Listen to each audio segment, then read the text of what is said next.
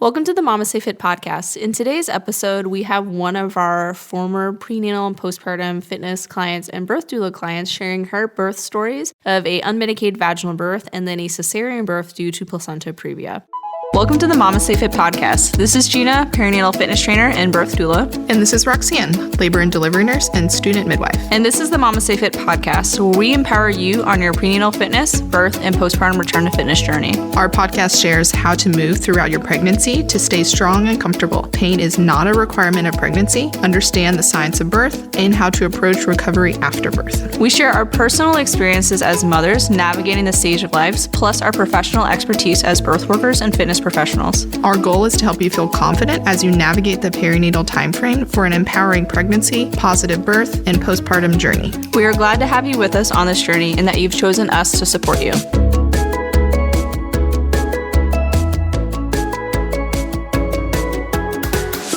In today's episode, we're going to start by talking about what are the different positions that our placenta can be in and what those positions may mean for your birth options. And then we're going to finish the episode with Danielle, one of our former clients, coming to share her birth stories of an unmedicated vaginal birth and then a cesarean birth after she was planning a home birth due to placenta previa. So Roxanne, what are the different positions that your placenta can be in and which type of positions can have an impact on your birth options? So there are different places that your placenta can implant in the uterus when you conceive. It could be in the front of the uterus, so this is called an anterior placenta, and differences with an anterior placenta is you may not feel baby's movements as early. So you may feel their movements later in pregnancy, and they may feel a little bit different compared to other placental placements.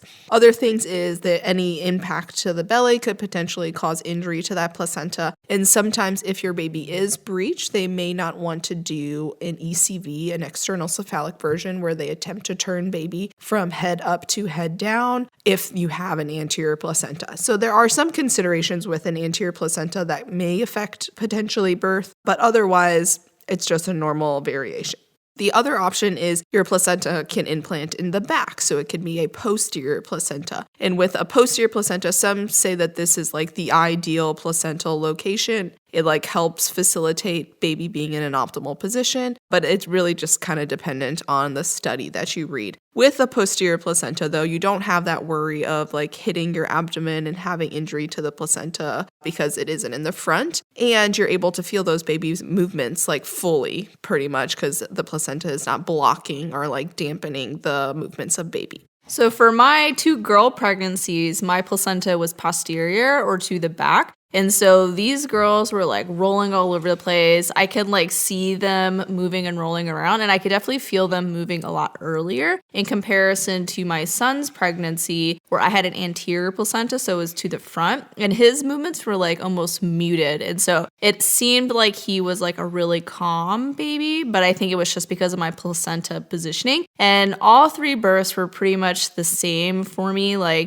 didn't have any issues with position. They all engaged really well. So my placenta position didn't affect my baby's position or how labor progressed. With my first pregnancy with my daughter, I guess my first 2 pregnancies, my placenta was anterior for both of them. And so I never knew what a different placental location felt like with baby movements. So I didn't feel their movements till almost 20 weeks. And if I did feel a movement prior, it was very, very slight movements that I was feeling. And then with this pregnancy, my placenta is posterior. So I'm feeling every movement possible, way more than I have been used to. And then I can feel limbs more clearly when I touch my belly. I can see the limbs moving way more clearly, way earlier than with previous pregnancies.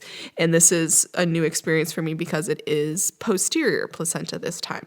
Other variations of placental location have to do with where in the uterus from top to bottom it's located. So sometimes you can have a uterus that's in the fundus. So this is the way top of the uterus, but you can also have it at the bottom, which is when it is concerning. So you can have placenta previa, which is when the placenta is implanted at the bottom of the uterus and covering the cervix, either partially or fully covering the cervix. And then you could have low-lying placenta, which just means it's not covering the cervix, but it is less than 2 centimeters away from the cervix. So both of those are concerning because that increases risk for like vaginal bleeding due to the placenta detaching from the uterus early. And this is concerning if you are bleeding during pregnancy or that placenta is detaching earlier in pregnancy than intended, especially before 37 weeks, that this can cause harm to baby. So usually with placenta previa, the recommended mode of delivery is C-section. And it kind of depends on when they recommend the C-section on your provider. It can be as early as 36 weeks, sometimes later towards like 39, 40 weeks, again, just dependent on your provider. And then if you have any sort of vaginal bleeding during pregnancy, they may recommend it earlier just because if they can't get that to stop or control it, that would be an issue for baby and for you as well. With a low-lying placenta, this becomes an issue if that placenta doesn't move greater than 2 centimeters away. It does not necessarily mean that you cannot have or attempt a vaginal birth with a low-lying placenta, but there are more risks involved with that low-lying placenta because it is low, and if it like gets kind of like in front of baby's head in a way, that could prevent baby kind of from descending. But also it is with low-lying placenta, when labor is attempted, sometimes it can lead to an emergency C-section. That studies have just shown that there is a higher risk of an emergency C-section with someone who has a lower lying placenta compared to other placental locations. So this pregnancy, my placenta is low-lying. It was like 1.5 centimeters away from the cervix at my 20-week anatomy scan. And this is when you normally will find out about where your placental location is, whether it is placenta previa low-lying or anterior or posterior. If you already can't feel baby's movements, most likely it's that anterior. If you're feeling the baby movements, most likely it is posterior. But it's kind of nice to find out at that 20-week anatomy scan. At the 20-week anatomy scan, if it is low-lying or it is placenta previa, the good news is as the uterus grows, usually the placenta will move out of the way. And this is due to the top of the uterus growing and expanding quicker than the lower portion of the uterus. And so as the baby continues to grow, that lower portion of the uterus will then start to expand and it will move the placenta away from the cervix. And I think the statistic is like 90% of these placentas will move. So they will just kind of recheck it later in your pregnancy. So timeline of when they will check it kind of depends on your pregnancy and your provider. So for me, they will recheck my placenta if it moves around 32, 33 weeks. Usually they are very optimistic that the placenta will move. Most of them will move and you will have no issues. But if they do that and a check on it in that 32, 33 weeks and it has not moved, this is when they start to discuss the alternative options of potentially scheduling a C-section or having to do other talks about whether or not a vaginal birth is likely due to the position of your placenta. And so with placenta previa, there is a lesser chance that the placenta will move if it is completely covering the placenta or if it is completely covering the cervix. But if it is a low-lying, most of these will resolve on their own. So for my second pregnancy, I had a low-lying placenta as well at my anatomy scan, but I had got my anatomy scan when I was like 18 weeks. I don't know if it was actually low-lying and within that like 2 centimeters, but that's the notes on the ultrasound. And so that I got a rescan like a week or so later and it had moved super far away from the cervix. And so just know that if you are given any sort of like restrictions at like your anatomy scan due to where your placenta is, like you can ask for like a repeat ultrasound before like the time frame that they may recommend so that you can see where your placenta is. Typically for placenta previa or low-lying placenta, we don't need to modify our exercise until 28 weeks. And now we should still have an in-depth conversation with our providers on what their recommendations are based on their experience. And so, but generally, like we don't need to modify until 28 weeks because the majority of placentas will move away. When it comes to exercise modifications for low-lying placenta or placenta previa, we generally want to avoid super deep hip flexion or like really deep squats or movements that are going to put a lot of pressure onto the cervix because again, we don't want there to be any sort of contractions because we want to avoid any sort of placental abruption or dilation of that cervix that could cause hemorrhage. And so typically for modifying workouts, for all our leg-based movements, we want to avoid deep hip flexion. So avoiding going below parallel or 90 degrees. So doing box squats instead, like being mindful of how low you get in your lunges. And again, these are things that we can bring up to our provider as well. You can focus more on upper body movements. when it comes to cardio activities or more like HIIT type training, we may want to lower intensity if you're feeling any sort of like cramping or Braxton Hicks during your workouts. Increasing hydration, especially with like electrolyte salts. Some of our personal favorites are like Element or Needed's hydration salts. And so we want to ensure that we're staying hydrated during our workouts, because if we're having any sort of like cramping from our cardio or more HIIT type activities, that could also cause some dilation or pressure on the cervix. And again, we don't want any sort of cervical change to be happening. And so my biggest tips for exercise modifications due to low-lying placenta or placenta previa is 1, decrease hip flexion. So we're not going to find super deep squats. We're not going to move below parallel for all of our leg-based movements. You may want to consider doing more like seated or supportive activities. So when we're doing our strict press or pressing weight overhead, we're doing it from a seated position, for example. And then whenever we're doing our exercise, we want to avoid feeling any sort of like cramping, contractions, or Braxton Hicks, because that could again cause some of that cervical dilation, which could be problematic with placenta previa. So if you're feeling like you're starting to cramp or you're experiencing any sort of spotting or bleeding, immediately stop exercise, drink water, potentially call or see your provider, depending on the severity that's happening. And so these are some recommendations and things that you can ask your provider about if you get diagnosed with a placenta-related issue where cervical dilation could be problematic. And so this is not me telling you this is how you should just modify your workouts, because I don't know your personal situations and like what is exactly happening with you. But these are things that you can bring up to your doctor or your provider if they're saying no exercise, bed rest only. You can ask, okay, well, what if I do this? What if I only do box squats where I don't go below parallel? What if I do low intensity walking and cardio to make sure that I don't have any cramping and I'll focus on my hydration? And so bring up recommendations and see if there can be some sort of negotiation in regards to how you can continue your workouts during your pregnancy.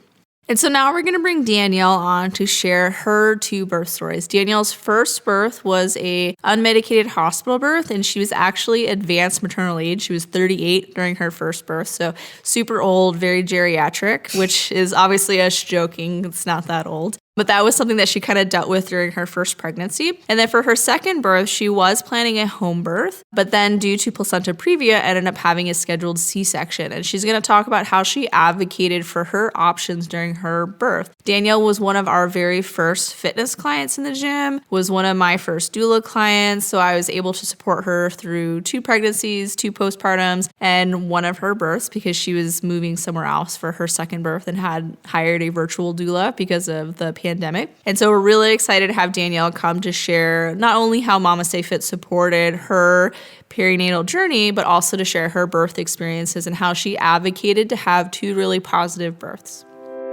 Let's take a quick break to share about our birth story sponsor, Baobei. Baobei is a perinatal company that intentionally designs support wear for your pregnancy, birth, and postpartum. Baobei was founded by a physical therapist and creates support bands, leggings, bralettes, and other clothing items to support your entire perinatal journey.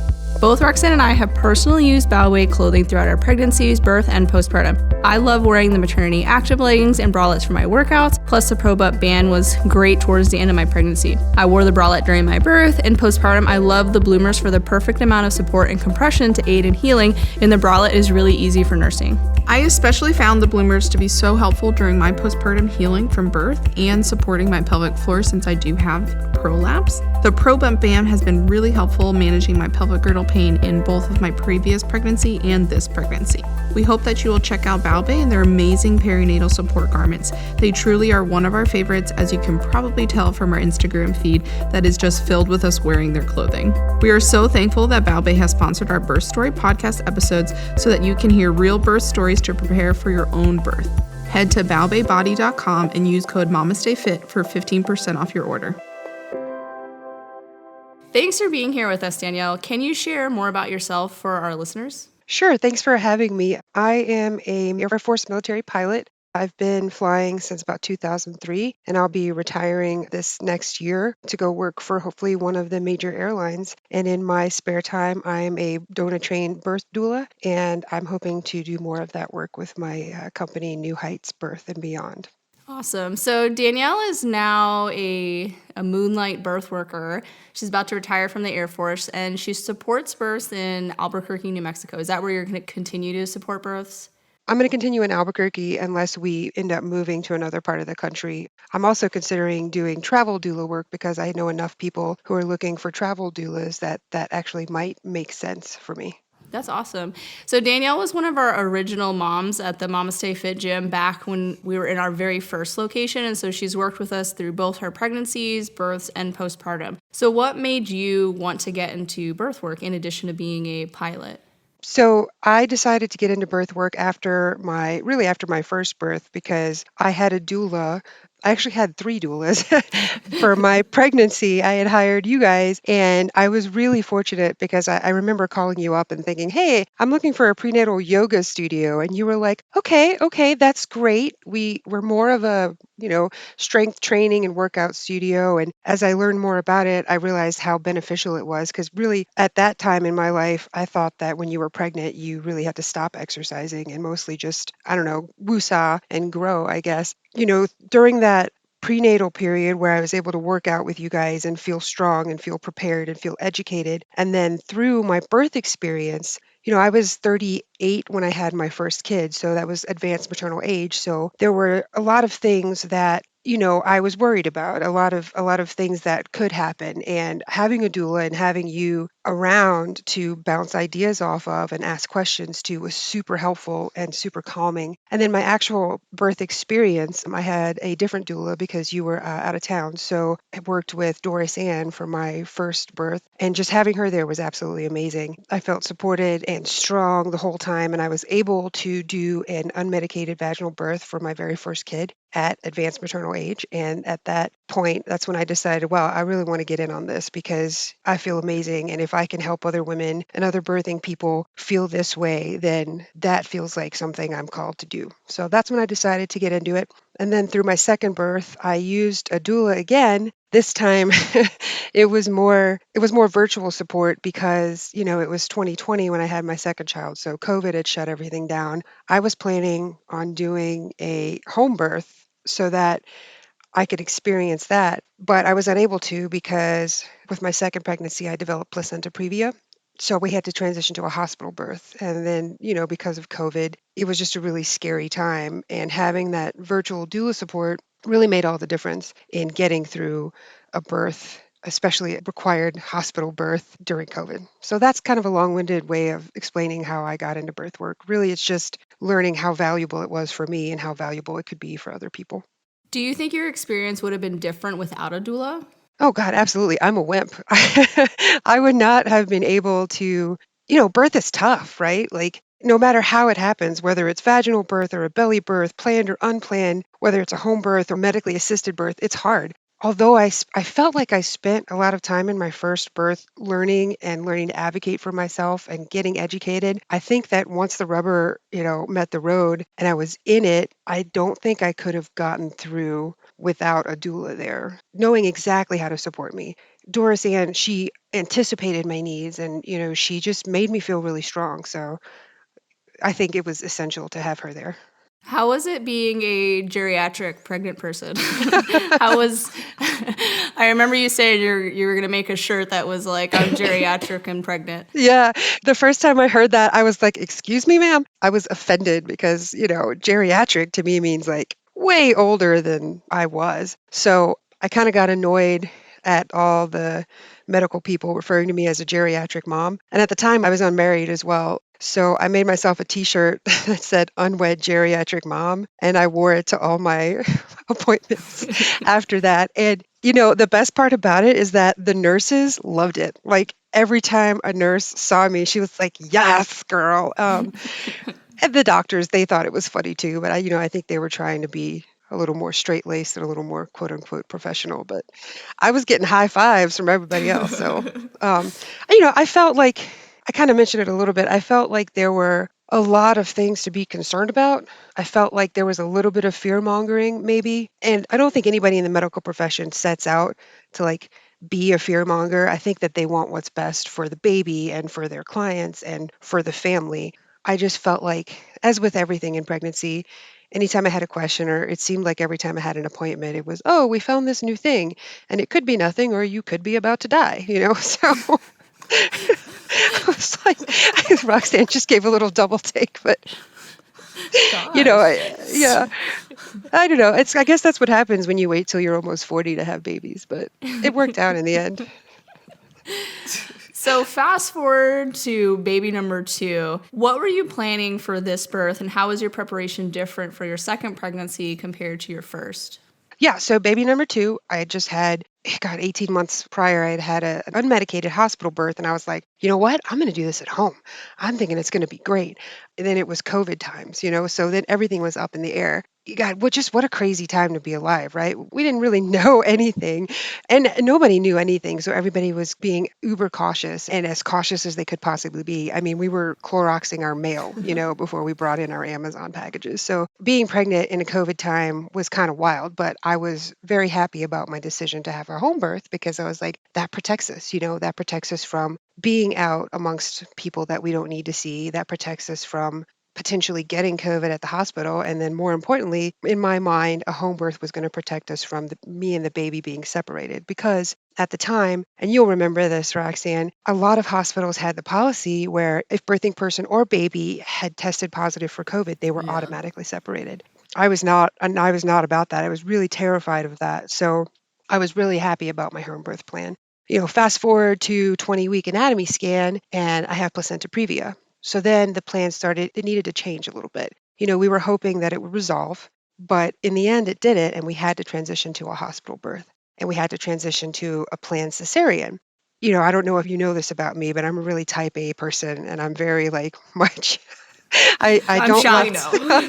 I don't I don't like not being in control. So to go from being in the ultimate control in my house, having my little home birth, to trusting people that I knew were competent, but that I didn't know to keep me and my baby safe, it was very scary, especially in COVID. So I kicked into like research mode. I got onto all of my grad school library and I looked up all of the things about placenta previa. And I went to one of my doctor's appointments with like 50 printed out pages about placenta previa. And I was like, here are 17 peer reviewed articles that say when we should have a C section, because they wanted me to have an elective C section. And I think it was 38 weeks. And I was like, no, I don't think so. So I brought a few studies. And I remember one had a graph that it was like, this is your gestational age and this is your incidences of NICU stays and yada, yada, yada. And we elected to go, I think it was 39 plus 4 or 39 plus 5, where we agreed to have my cesarean. And once I accepted it, once I wrapped my mind around it, the stress and the terror and the anxiety mostly kind of left.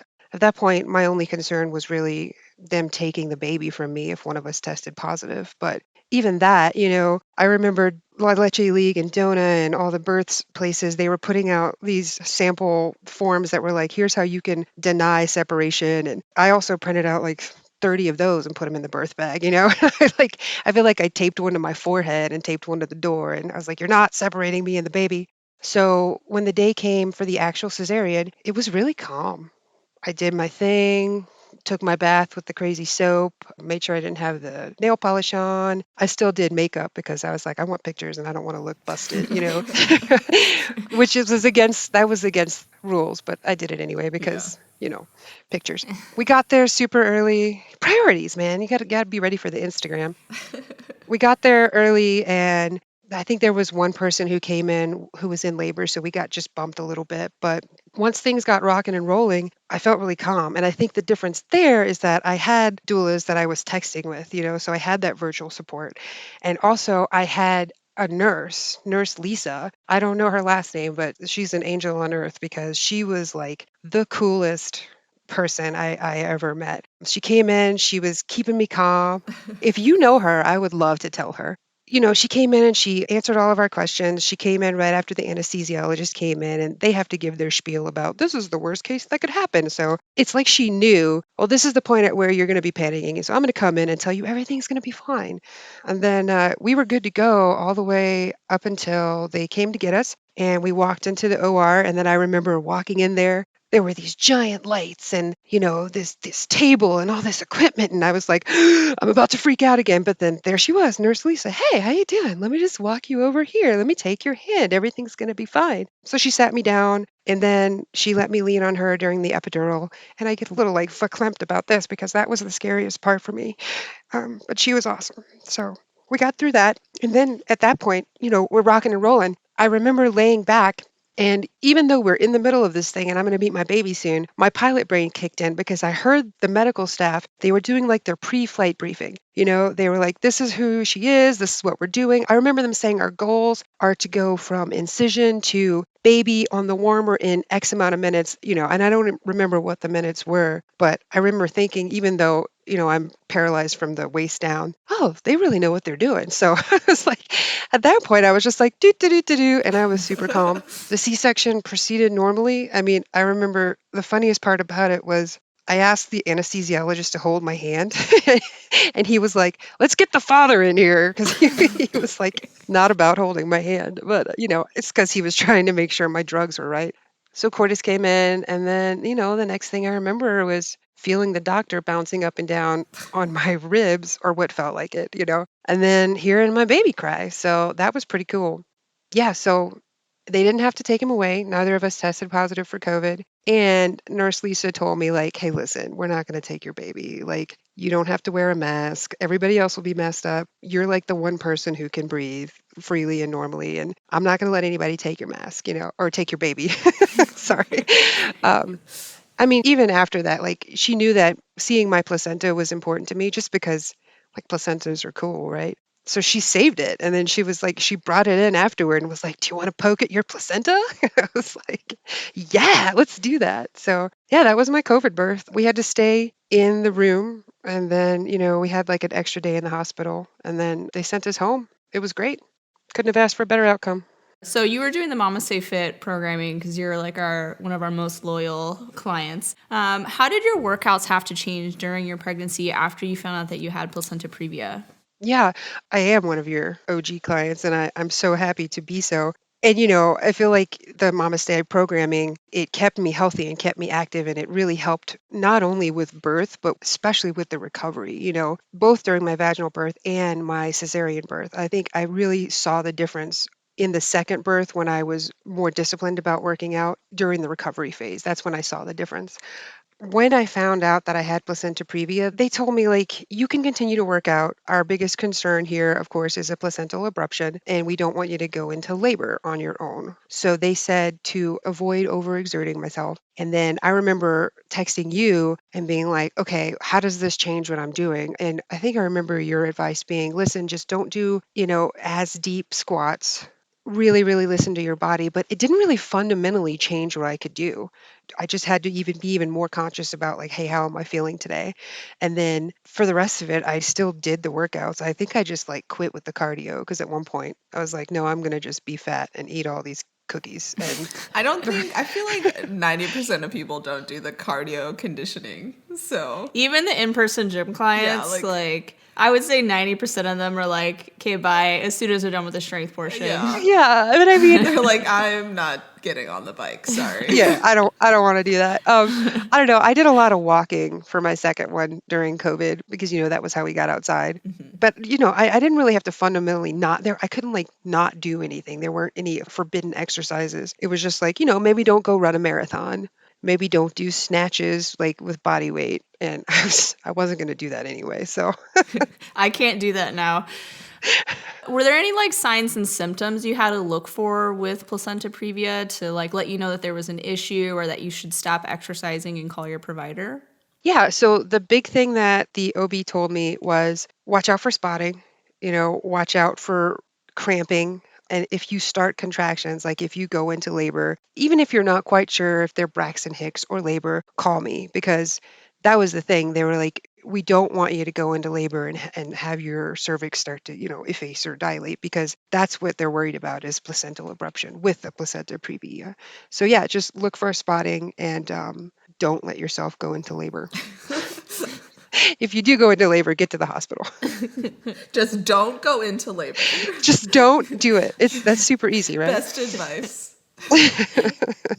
Do you have any advice for folks who might be pregnant unexpectedly or navigating an unexpected change in their birth plan? Yeah. My first baby was unexpected, and so was my second baby, but It's that MamasteFit programming just making your butt too nice. it is. Man, you do those squats and they're like, "Hey girl, hey."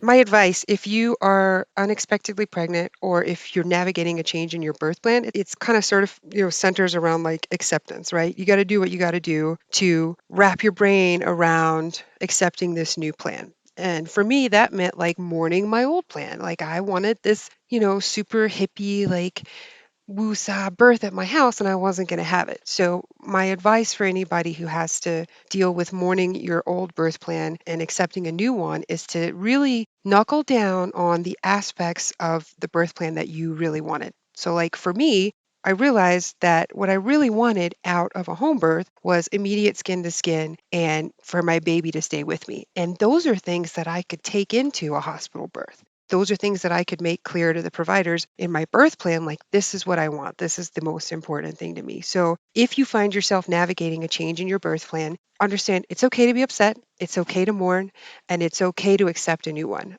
Really get yourself educated on the things that are going to happen in your new birth plan, and then advocate for yourself for the things that you really, really want. And I was able to do that and have a really satisfying birth with my second child, just as satisfying as with my first. So that's my advice. When did you start advocating for yourself? So I know some folks, their providers might tell them, we'll talk about this later, we'll talk about this later. When did you start initiating the conversation with your provider on the things that you were wanting for your pregnancy and for your birth? So I started from my very first appointment. At the first appointment, I, walked in and I was like, "Hey, I want a home birth." And of course, the OB's eyes got really wide. She was like, "Okay, I understand." And the thing about me is I was active duty at the time, so I was covered under TRICARE, and TRICARE doesn't, quote unquote, allow home births. And she told me that in a very respectful and very cool way. I responded, well, I don't care. Like, it's like you're not going to cover me if I accidentally give birth at home. But so I started at my first a prenatal appointment. And then at every prenatal appointment after that, I had one thing that I wanted to talk about. And I made a list because, you're going to forget. I made lists of these things and I brought them in with me. They were really cool about answering my questions, especially after I got diagnosed with placenta previa. There was one appointment I remember, I think they made it for 15 minutes. I mean, that OB sat with me for an hour because I walked in with a list of like 30 questions and she was really cool about it. So I think you should advocate for yourself at every OB appointment, even if it's just restating your birth preferences, even if it's just saying, making sure that your provider and your birth team are on the same page as you. Early and often is the key. And don't leave with questions. Like they're not going to physically pick you up and move you out of the exam room, I promise. Won't kick you out. 15 minutes is up. Bye. You don't have to go home, but you can't stay here. So besides Lisa just being an amazing nurse, was there anything that you did to help advocate for your preferences with her that kind of prompted her to do all these things that she probably already normally does? But Yeah. Yeah. So, like you said, she probably already normally is an amazing nurse. But when she walked in, I did hand her a copy of my birth plan, which had changed, obviously, from the beginning of my pregnancy. And I just told her, like, this is what I'm most afraid of. And for me, it was like, I am terrified of somebody putting a spinal in me. And I just want to warn you now, like, I don't know how to handle it. I don't know how I'm going to handle it. So she knew going in what I was going to be afraid of. And I think that's why she was so able to effectively coach me through, what was to me a really scary part of the birth was completely giving up control and letting somebody just take the feeling away from the bottom half of my body. And in retrospect, like I'm not traumatized by it. I laugh about it all the time because I was like, I was bawling and she was like, "Okay, we need you to breathe calmly now so you can stop shaking because they can't get the needle in." And she was so cool. But yeah, I think open and early and honest communication with your birth team. But I think it's better to over communicate than under communicate. I mean, everybody in that room knew that I was scared of the epidural by the time it happened. So yeah, communication. so you found it helpful to voice the things that you were like most afraid of, and then also what your main priorities were with Yeah. your birth and what you felt was most important to you. Yeah, definitely. And that's one of the things I carry into my birth support work is like I always ask my clients, what are your biggest fears? Like, what are you most excited about? And what are your biggest fears? And then we play this game where, they tell me about their ideal birth and then they tell me about what their top 3 priorities are. And like for my last client, her top 3 priorities were immediate skin to skin, the ability to move around, and the ability to eat during labor. And because of the way her birth went, she had some medical intervention. She ended up not being able to move a bunch because she got the epidural. She ended up not being able to eat as much as she wanted. Like they were still letting her drink clear fluids and stuff, but she was able to get that skin to skin. So I think having those conversations with your provider and with your team early and often about like, this is what I'm afraid of and these are my priorities, it allows them to support you in a way where maybe you don't get exactly what you wanted. Maybe you don't get the ability to move around and maybe you don't get the ability to eat your steak dinner during labor. But I know that your third priority was immediate skin to skin. So we can make sure that you have that. So yeah, again, it comes down to communication and advocating for yourself. Something else that I like to ask my clients and advocate for is like a feeling that you're trying to achieve or feel during your birth as well. Because sometimes we can't control what physically happens to us during our births, or we can try to set the environment to have a specific feeling with our birth. So if you had an unexpected cesarean, or if like maybe baby had to go to the NICU and you couldn't get that immediate skin to skin. So that's something that I find to be really helpful as well, is not only thinking about what your priorities are, like what are some things that you're afraid of, how can we mitigate those fears and understand what are rational versus irrational fears, and then what kind of feeling are you hoping to have during your experience so that we can ensure that we support that emotion during your birth. Yeah, that makes sense. Like my last client, she wanted to be informed. She wasn't afraid of pain. She wasn't afraid of a long labor. She was afraid of not knowing, these are her words, not knowing where my baby is. And I was like, oh, okay. So we just have to make sure that you know what's happening to you and to your baby at all times. So, she had the medical interventions, but she was able to give birth vaginally because we did a bunch of moving in the bed, even with the epidural, which she didn't know you could do. But I was like, no, girl, we're going to move you. We're going to move that baby down. But even after she pushed the baby out and they took the baby over to the warmer for he needed some deep suction, her husband and I were both very conscientious about telling her what's going on. Like, okay, now they're dressing him, now they're rubbing him, now he's crying. When her husband walked over to meet his son, I was like, now they're looking at each other. Your husband's crying like a baby. It's awesome. And she told me later afterward that made her feel like she was still in control, like she was still, informed about what was going on. So you're right. Finding out your client's priorities and making sure that happens that's what doulas do, right? Like that's what we help with. That's awesome. Well, thank you so much for sharing both your birth stories with us and kind of your unique journey through motherhood, from your first pregnancy being just old, so old at 38, just ancient. And then also your birth plan changing the second time, because it can be really hard to go from this like home birth, very specific environment for a specific birth experience to a cesarean birth, which I feel like is probably the 180 from a home birth, and be able to do both of those really unique experiences and have a positive outcome and a positive view on it is really awesome. And I think is going to really support you as you navigate the birth world as well.